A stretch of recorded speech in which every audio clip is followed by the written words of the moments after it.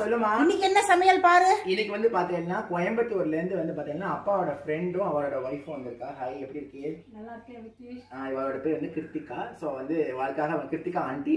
So இவளுக்கு வேண்டி எங்க அம்மா வந்து நிறைய ரெசிபி ட்ரை பண்ணியிருக்கா. ஸோ எல்லாம் பார்க்கலாம். பாக்குறீங்களா? சொல்றேன் விக்னேஷ். முதல்ல வந்து எப்பவுமே எதுவுமே ஸ்வீட்டோட ஆரம்பிக்கணும். ஸோ அதனால வந்து தேங்காய் லட்டும் வந்து பேடாவும் நீங்க கொண்டு வந்தது தான், அதே வச்சிருவோம் அப்படின்னுட்டு.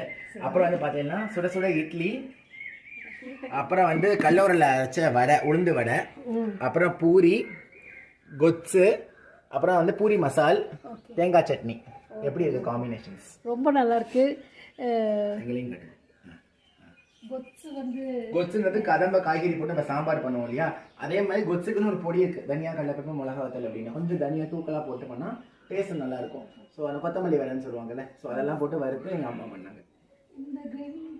அது வந்து பூரி மசால். இதுதான் வந்து கொத்து. இது வந்து பூரி அது வந்து பூரி மசால்.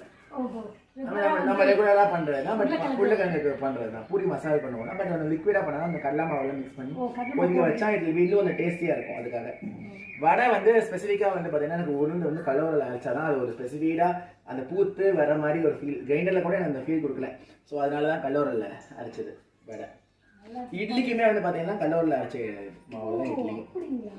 ஆமா, ஆனா கலர் ஒயிட்டா இல்லாம கொஞ்சம் ஒயிட்டா இல்லாததுக்கு காரணம் வந்து ரைஸ் வந்து கொஞ்சம் மங்கான அரிசி.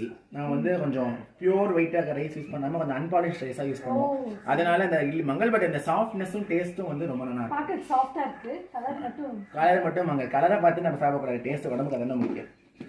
ஸோ வந்து இன்னைக்கு இதுதான் வந்து சமையல். ஸோ கண்டிப்பாக நீங்கள் என்ஜாய் பண்ணுவீங்கன்னு நினைக்கிறேன். பார்க்கறதுக்கு நல்லா இருக்கு.